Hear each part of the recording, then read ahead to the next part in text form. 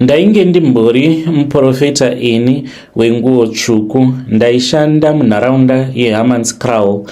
Ndakasodzoka kunoku kuZimbabwe kudhara pasati patomboitika zvose izvi zvanaDudula. Kana uri padambudziko ndinozviziva kuti haugone kuti unge uchisarudza, unongoti chero zvazvinenge zvaita nekuti unenge uchingoda munhu anokwanisa kungokubatsira. But ngwarirai vedu wei musati maenda kuMasuwe, tangai manamata. Kana uri munhu anoti Mwari nevadzimu variko, kumbira kuvadzimu vako kuti vange vachikurondera gwara, uzive kuti woshandisa ripi. Kana uri munhu anongonamata chete uchiti vadzimu hakuna, kumbira kuna Mwari naMweya Mutsvene vange vachikuratidza nzira yokuzofamba nayo, nekuti kune vamwe avo vanototora Masowe sebhizinesi. Vachitokuona uchitosvika paSowe, haakuoni semunhu ane dambudziko, asi anotokuona semunhu anenge achitouya kuzotomupa mari, and anenge achida kuti urambe uchingodzoka uchizongomupa mari chete. Ndainge ndiri muprofita, zvandakaona zvandakaita muHammanskraal zvinotyisa. Dzimba dzevanhu chaivo, ndichitaura kuzongorara nevakadzi vevanhu, dzimba dzandakaparadza dzemamwe maZimbabwean ainge akaita seni dzakawandisa. Vakadzi vevanhu vandakazvarisa, maSouth African nevainge vasiri maSouth African, vainge vaine dambudziko rekushaya mbereko. Vana vandiinavo muSA uye zvekare nekuBotswana vakawanda, vanogona kunge vachitosvika kuma25 or so, nekuti vakadzi vakawanda vaiuya kwandiri nekuda kwesimba randainge ndiinaro, randainge ndakaenda ndikanotora kuMozambique. Simba iroro rainge rakanyanyisa, hakuna aigona kuti no. Kana ndikakutarisa mumaziso ndikasvipa zvimate so, ndichikuita sekunge ndinosvipira pasi, izvo ndinenge ndava kutoita covenant newe nekuti unge uchindida. Kunyangwe zvikanzi unenge uri mukadzi wemunhu anenge akavimbika sei, waizotobvapo paSowe ipapo patova nezvinenge zvava kuitika munyama dzako zvokuti wega waikwanisa kuzogumisidzira wazotondipfimba uchiti madzibaba, inini ndinokudai.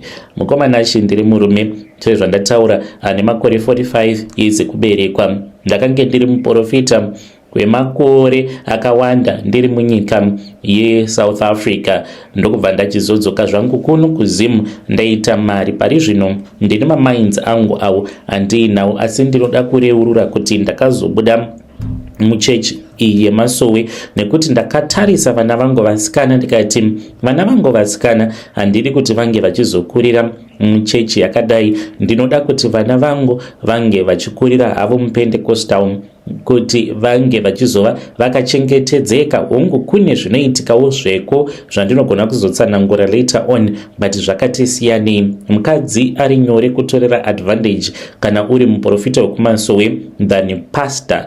Zvakatoti siyanei nekuti kune vamwe mapastors avo ekutoti vanogona kuti vakaekterwa nemunhukadzi votoignore, asi hazvisi nyore kuti muprofita anenge angoriwo muprofita ane kaSowe kake oekterwa nemukadzi obva aramba.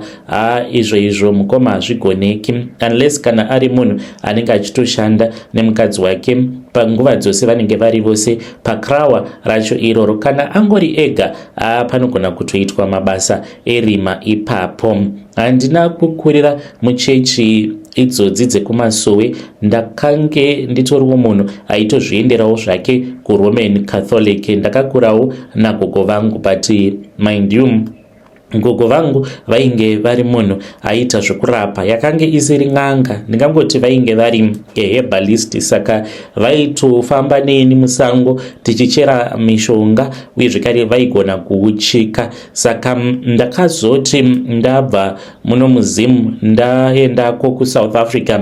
Ndava muSouth Africa ndopandakaona kuti mabasa acho haasi kubatika, zvinhu zvacho zvakaoma. Ndopandakabva ndachizotanga kuenda kuMasowe. Ndakatanga kuenda kuMasowe because kazhinji kacho kana ukawirwa nedambudziko rekuti hausisina zano rekuti ungaripedza sei dambudziko iroro, unotanga kubhilivha kuti pane munhu anenge achikuroya. Ende kana ukangogara waenda kuvanhu vanoita zvokubatsira ava uine that belief yekuti inini ndine munhu ari kundiroya, vanhu ivavo sezvo vanenge vari pakutsvaka mari vanongonokushandisira belief yako yaunenge wauya nayo, belief yekuti iwewe unozviudza kuti pana tete nhingi, pana bankuru nhingi, vaya vanogona kunge vari ivo vari kundishandisira mishonga. Saka uchinosvika pasowe chekutanga ukada kuzviona kuti muprofita anombotanga achiita sekunge ari kurasika patsanangudzo, but when you start to talk uchimuudzawo divi rako, ndopaunoona munhu ava kuita sekunge ava kubatanidza nyaya zvokuti ukanyatsokusangana nemunhu anenge achiziva zvaanenge achiita, first sentence yaunototaura iwewe anobva atokubata kuti alright, munhu uyu dambudziko rake rakamira rakadaiso, then obva atotanga kutokunyepera paya, obva atokuudza kuti saka zvaizvezvi tinokwanisa kumbofanirwa kudai, tobva tatoita go back to sender zvikazoti but unenge watoshandisirwa psychology ipapo, pfungwa dzako dzinenge dzatovhexiwa, dzakanganisiwa, ende kana akagona kuzojuma manje munhu waunofungidzira kuti vatete vako havadi kuti uroorwe, apa unenge usingazivi manje kuti vatete vacho ndevapi. Apa mukukura obviously panenge paine magaraji anenge arimo mumhuri, wakakura uchingoudzwa kunzi vatete ava vanoroya, obva watoti ndizvozvo madzibaba, obvunzwa mibvunzo. Kana ukangoburitsa zita munhu ava kutotanga kutofamba nezita iroro, obva watobhilivha kutoti ichokwadi. Ende chimwe zvekare, kunyange zvikanzi unenge uri munhu uyo anenge achinyanya kurizina too much zvekuti haungazombozvibvumi nekukasika kuti zvauri kuudzwa nemuprofita iyeye ndezvechokwadi here kana kuti kwete, but panzvimbo yaunenge wakapfugama ipo paya panogona kunge patori nezvibhodhoro zvinenge zvakachererwa zvokuti uchingonopfugama so mabvi ako achingonokonekta nevhu racho iroro, pfungwa dzako dzinobva dzatoita sekunge dzadhanganyika, unenge usingachatofungi zvakanaka mupfungwa dzako, unenge watobatwa nemhepo dzinenge dziri idzo dzinokontrola tsowe racho iroro. Saka kunyange ukazoudzwa chiprofita chaunotoona kuti ichi chiprofita ichi apa vanenge varasika, but munozongoti network yamadzibaba yanga yambodzima, izvo kwani munhu haana kana chaanenge achitomboona pamusoro pako. Saka ndava muSA, I also went through that, kunyeperwa, kudyirwa mari nemaprofita pasina kana solution. Saka ipapo panguva yacho ndainge ndichishanda kune chimwewo chikambani, ndichishanda muchikambani ichocho mukomana mari dzacho dzakange dzisinganyatsokubuda zvakanaka. Saka ndaiwanzokuva ini wekupedzisira kubhadharwa. Saka ndaiti kana ndikanokumbira mari kumurungu aitondikweretesa mari, but mazuva epay anenge atosvika akatodarika. Saka obva anditi ndava kukukweretesa mari, ozondibatira mukomana mari iyaya, apa inenge iine interest, mufunge zvenyu. Munhu obva ati ndava kukubatira mari because iwewe wakandikwereta mari yangu, saka plus interest on top, but vamwe vandaishanda navo vaitobhadharwa mari dzavo in time. Saka zvinhu zvaigara zvichingondidya mumwoyo semunhu akakurawo mumhuri yaitamburwa, ende vanhu vanotambura vanokasika kubhilivha kuti vanenge vaine munhu anenge achivaroya. Saka handina kuda kunyatsokugara pasi ndinyatsokufungisisa nezvazvo kuti ini ndainge ndiri munhu ainge asina basa chairo raainzi anonyatsokugona. Saka kunze kwekuti ndinge ndichizviupgrada inini pachezvangu, handina kuda kuita saizvozvo. Ndakabva ndafokasa pakuti ndinotoda kutopiwa mari nemurungu, mari yakawanda, even though basa randainge ndichiita rainge risiri basa rainge riine ruzivo mukati. Saka ndakatanga kuenda kumasowe paya, ndaingoti ndikanzwa zvichinzi kuna madzibaba vakabva mukusvika kana last week vachibva kuZimbabwe, ndivo vanhu vataibhilivha ivavo kuti vakange vari vanhu vainge vaine simba, nekuti anenge asati ava kuchaja mari kana kutochaja mari yakawanda, taenda tobva tanoungana ipapo tobva tanamatirwa paya. Saka ndakazotanga kuwiriranawo nevamwe madzibaba ava. Chakaita kuti ndiwirirane navo vakazotovawo nesowe ravo ndainge ndava kutovabatsira. Saka vakauya nehanzvadzi yavo, saka zvakange zvisingaiti kuti vange vachigara musame room nehanzvadzi yavo because ainge ainewo munhu wake waaidanana naye. Saka hanzvadzi yacho ndaiwirirana nayo ikabva yauya kwandiri kandikumbira kuti ndinge ndichizogara navo bishop ivavo kwezvimazuva zvishoma vachiri kutsvaga mari dzerent, but nekuda kwekuti ndakatoona kutoti yainge yatova advantage because chikafu chatainge totengerwa ipapo chainge chakatowanda, ndikatoziva kutoti ndotombosevha ndichitoita bhajeti dzangu. Saka ndakatanga kugara navo bishop pamba pakange pava nevanhu vainge vava kuya vachizobetserwa. Ndakazoona kuti kuenda kubasa kwainge kuri kutambisa nguva because ivo vainge vava kutondibhadhara 70 rand pazuva. Apa ndichingoswera zvangu ndakagara, basa rangu rainge riri rekungonyora vanhu mazita vaiuya uye zvekare nekutumwa kuenda kutakshop ndichinonotenga izvo zvinenge zvichifanira kuti zvinge zvichizoshandiswa paminamato yacho. Ndakaona kuti kwandiri zvainge zvakanaka because ndaigona kutoenda kunoita zvimapiece job zvangu kana kuri kunzi panenge pasina vanhu vakawanda, but still vaizotongondipa mari every day. Vainge vari munhu ainzi anoziva kuprofita, but zvavaizoita so usiku ndo zvaindishamisa. Vaifarira kudanana nemaSouth African, vaitounza musikana votorara naye panze. Vaigona kuzviita izvi zuva nezuva. Vakadzi vevanhu vaiuya masikati vaigona kutongorara nemukadzi kana kutoenda kumba kwemukadzi uyo kwavanenge vabva mukubatsira votonorara naye. Ndaifungidzira kuti kwakange kuri kungoita chete, but vakazondibudira pachena kuti ivo vasati vabva kwavo kumberengwa zvavakaita ndezvekuti vakange vakamboroora ndokubva vachizorambwa. Saka vakazoenda kun'anga vachida kunogadzira mukadzi, asi vakazogumisidzira vafunga kuzvisimudzira kuti vange vachizova nemasimba ehubhishopu vachizotangawo ravo sowe, nekuti vainge vakatorerwa mukadzi neumwewo uyo ainge ainewo sowe rake. Saka vakabva vachizopiwa mhiko dzekuti unofanira kungogara uchingorara nevakadzi vakasiyana-siyana. Saka mushure mekunge vandiudza zvose izvi, vakazondiudza kuti vainge vaine n'anga iyo yavakange vachiziva. N'anga yacho yainge ichigara kuMozambique. Vakati kana uchida ndinogona kuenda newe iwe kuMozambique. Ipapo ndakange ndiine mari iyo yandainge ndiinayo yandainge ndichida kuti ndinge ndichishandisa kuenda kuZimbabwe. Vakabva vati kwandiri zviri nani kuti unge uchitoshandisa mari iyi kunotora tsvimbo iyo ichazoita kuti unge uchizova nemari yakawanda than kungoshandisa mari uchienda kunoona mhuri wodzoka futi usina kana sendi, nekuti dzimwe nguva ndaigona kutoenda kumba ndozotova mari ndiri kuzimu ndichiti munhu waMwari ndibetserei. Taendako kuMozambique kudaro ndakabva ndachizopiwa tsvimbo. Saka n'anga yacho zvainoita inoti kana ikaveza tsvimbo idzi dzinobva dzaenda dzobva dzichizonoiswa mubako macho munogara muchinaya mvura iyi haitoonekwi kuti inonyatsokubva pai, but uchingopindamo mubako imomo unobva watotanga kutonayiwa nemvura because unoti ukapinda panenge pasingachakwanisi zuva kuti ringe richijekesa mubako macho imomo ndo panotangira mvura inenge ichitonaya, but inenge ichingoita zvekungopfuna asi unotosvika pakutotota. Saka n'anga yekuMozambique inoti ikazvivezera tsvimbo idzo dzainozopa maprofita nemapastors mamwe anotoromba vanotogara vaine tsvimbo dzacho.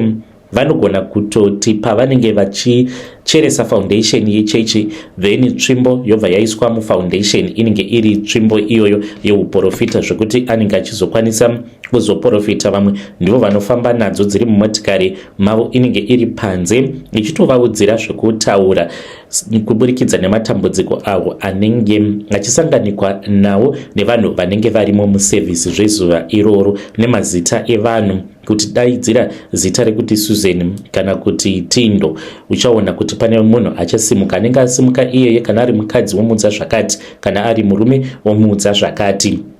saka taendako ndakabva ndanotenga tsvimbo, asi tsvimbo iyi haisi nhau yekungoti unongobvisa mari zvobva zvanzi zvatovharana, kwete.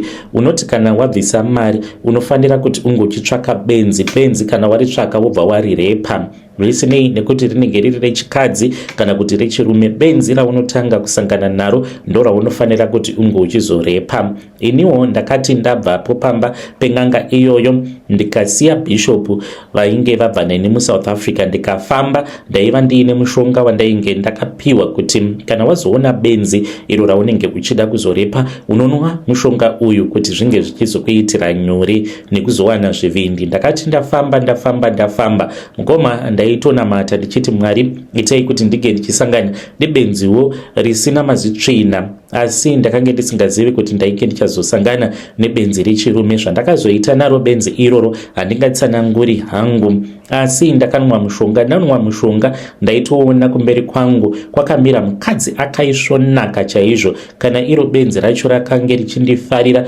richitondihaga, ndakaritaimira kusvika kunze kwasviba nekuti ndakange ndisingadi kuonekwa nevanhu. Saka muswere wese wezuva kubva kuma3 PM ndainge ndichiritevera benzi iro rakange riri pamberi, ini ndiri kumashure. Ndikatoritengera zvokudya, rapedza kudya ndaiona ari mukadzi ainge akanaka chaizvo. Ndaitozviona nditori muhotel nebenzi iroro, izvo tainge tiri pasi pebridge tikabva tarara tose zvisingatsananguriki. Ndapedza ndopandakarutsa ndikati ko ndaigoiteiko ndarara nebenzi rechirume inini ndiri murume. Asi ndakanzwa simba rakanyanyisa ndokubva ndadzokera kumba kweng'anga. Ndadzokerako kumba kweng'anga ndakanzi sezvo kwainge kwasviba tainge tichazoenda kubako mangwana acho makuseni ndakamutsiwa chichiri chekuseni then ndokubva ndachizonzi ndinge ndichizoendeswa kubako. Ndasvikako ndakapinda mubako ndichizononaiwa nemvura iya yandati yainge ichipfuna. Ndakabva ndatanga kufamba apa ndainge ndisina chandainge ndakapfeka. Ndakaudzwa kuti mubako imomo mainge muine nyoka yainge irimo. Nyoka iyi ndakaudzwa kuti yakange iri cobra, iya mhando inopfira mate kumeso kwemunhu wainenge ichida kuzoruma, asi nyoka iyi ndakangonzwa kungoshinyira kwayo, handina kukwanisa kuiona. Ndakanzi ndisaitya nekuti kana ndikangotya hana yangu ikangorova chete inobva yatondiruma. Ende ivo sekuru vacho vainge vachiti vainge vasina mushonga wavaikwanisa kuzondipa kuti ndinge ndichizonzi ndapona. Saka ndakangofamba hangu, mufunge zvenyu mukomanashi, ndisingazivi kuti ndicharumwa nenyoka yacho here iyoyo yainge ichishinyira. Ndakasvika pakange paine tsvimbo idzi kunyange mainge muri murima, asi ndakadziona tsvimbo idzodzo nekuti dzakange dzichipenya. Ndokubva ndatora yandakaona kuti iyi ndiyo yandainge ndichida. Ndokubva ndabuda mubako muya ndakanzi ndaifanira kugara kusvika gemenzi rangu rapedza kusonewa. Gemenzi iro randaishandisa pandakange ndichiri kugara kuHammanskraal. Gemenzi iroro ndakabva naro kuMozambique, rakazoita zvekusonewa. Rasonewa kudaro kwaTaylor, asi munhu akazopedzisa kusona mupendero netsono neshinda yakange iri n'anga yacho ndiyo yakazopendera mupendero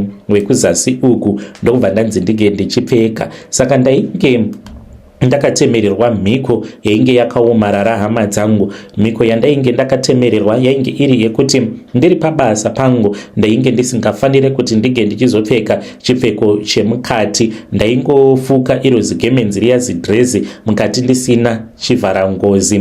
Ndaingoshanda ndakangodaro, zvainge zvakaoma. ndaimeka shuwa kuti pakugara nepakusimuka ndainyatsokusimuka zvinyoronyoro kuitira kuti vanhu vasazozviona kuti ndo zvainge zviripo. Saka ndakabva ndachizotanga kubata mabasa angu. Ndakatanga ndichashanda ndiri parutivi rwavo bishop, asi kukura kwandainge ndava kuita ndakange ndichikura very fast. Saka vakabva vati izvi zvikaitika tinogona kuzonetsana sezvakaitika pana Abrahamu naLoti. Iwe chienda kwako, inini ndoendawo kwangu. Ndakabva ndachizoti muHammanskraal ndo mandakasarudza kuti ndige ndichizomisa sowe rangu. Ndamisa sowe kudaro vanhu vakatanga kuuya. Ndikangoti pandakaita mukurumbira painge paine umwe murume uyu aigara kuMamelodi, ainge aine kensa, asi akauya pasuwe rangu aita zvekudhiraivha mataxi anoenda kuKwaZulu Natal, kuDurban uko from Joburg. Saka akaita kensa yepagumbo, aita kensa yepagumbo kudaro akabva auya pasuwe rangu nemukadzi wake, vainge vari maSouth African vanhu ava vandiri kutaura nezvavo. Saka vauya pasuwe rangu kudaro, ndakabva ndabata basa sebasa, ndikamubatsira, ndikamukwesha.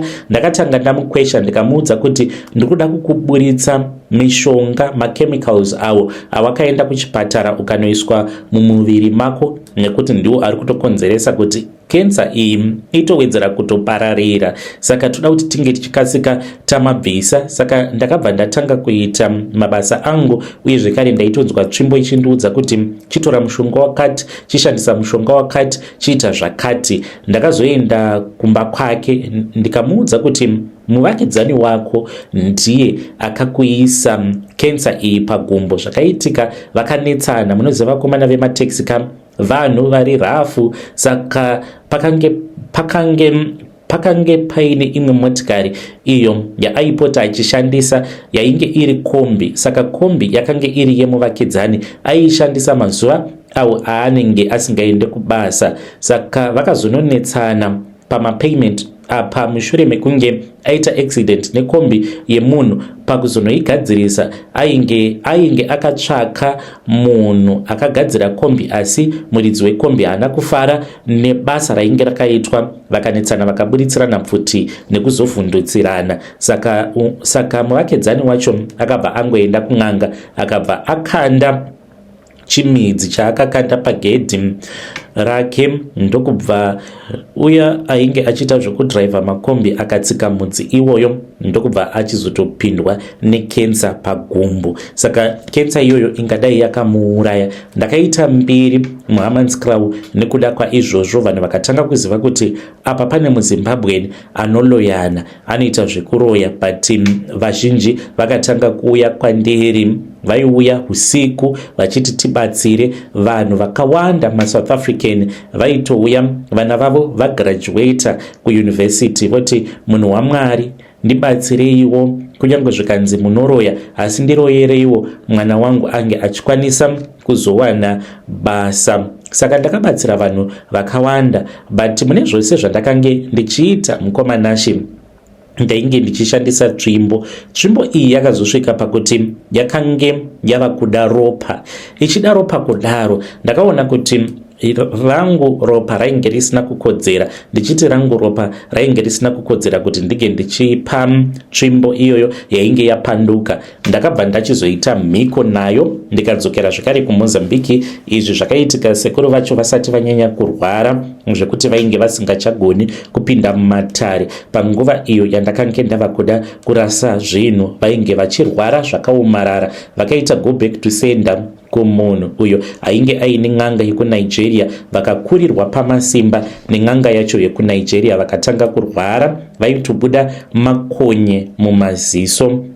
Vakange vasingaburitsi misodzi kana ropa, asi makonye aibuda mumaziso avo. Saka yakati yainge ichida ropa, ndo pandakazotanga manje kuzoita mhiko dzekurara nevakadzi vaiuya kwandiri muHammanskraal muya. Ndakasiya vakadzi vakawanda vandakazvarisa vana maSouth African, maMozambican nevedu vekumusha vakawanda vaiuya kwandiri ndichizovauchika. Vanhu ivavo ndakatozogumisidzira ndarara navo. Saka ndakaona kuti mafambiro acho andakange ndichiita ndaingoramba ndichiwedzera mishonga. Ndainge ndava kuita sekunge ndatova n'anga. Mumba mangu ndaiva nebhokisi rainge rakazara mishonga, nyanga dzaingosinina ropa kana dzava nenzara kana kusinina mazifuta, nekuti ndakange ndava kufamba mun'anga dzakasiyana siyana. Pandakazoona kuti kwandava kutambira hakusisiriko, ndakazoti pane imwe mharadzano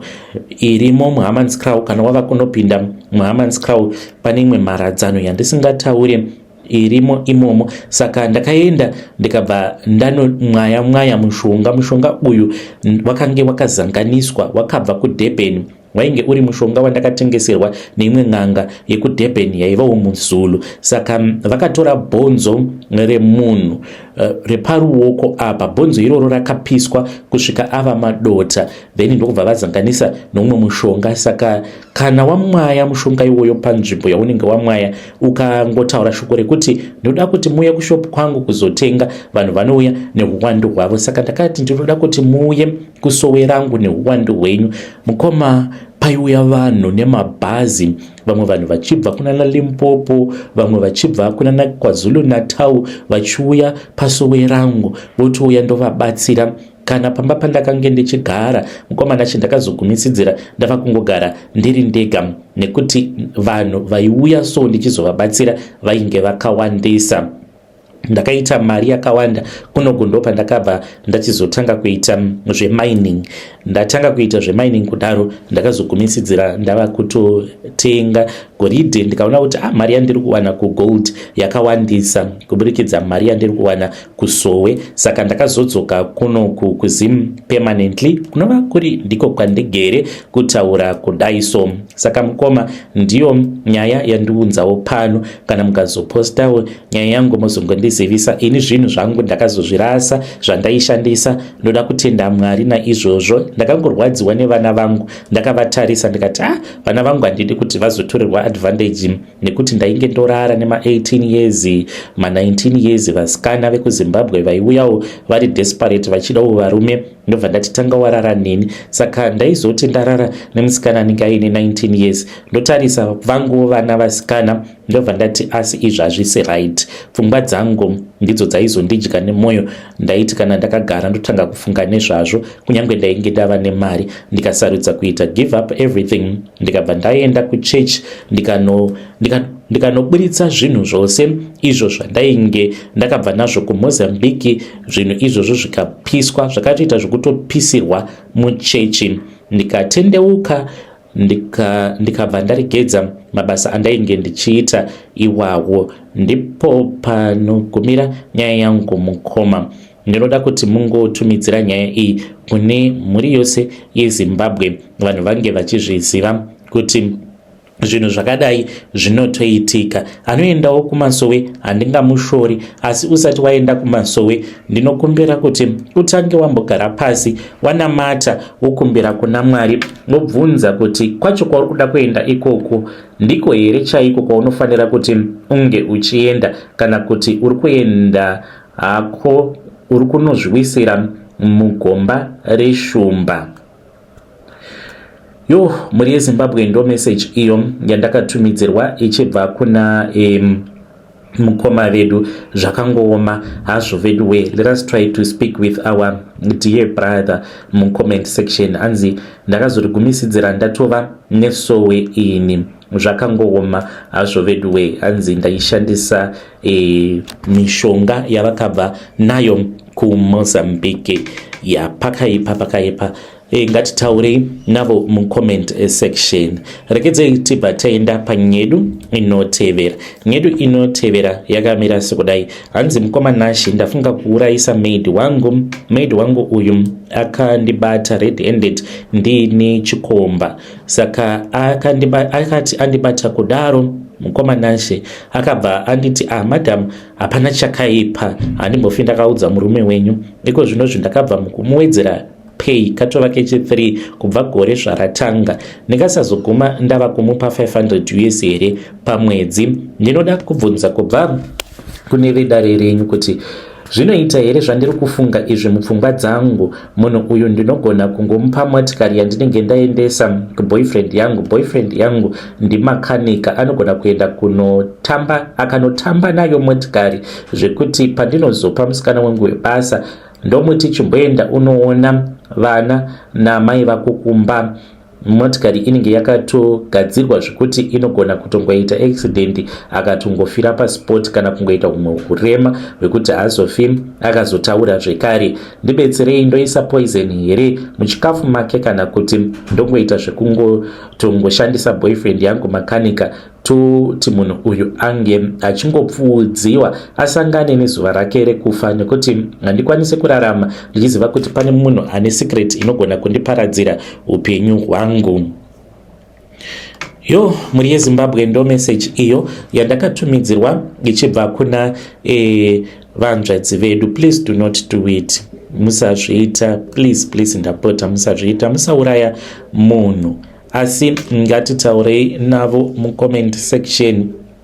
Vanzvadzi vedu ava zvakangooma hazvo vedu we. Vadiwa vateereri, ndo messages awo andanga ndakakubatirai. Ngatisanganei zvekare mune zvimwe zvirongwa zvinotevera. Thank you very much for watching.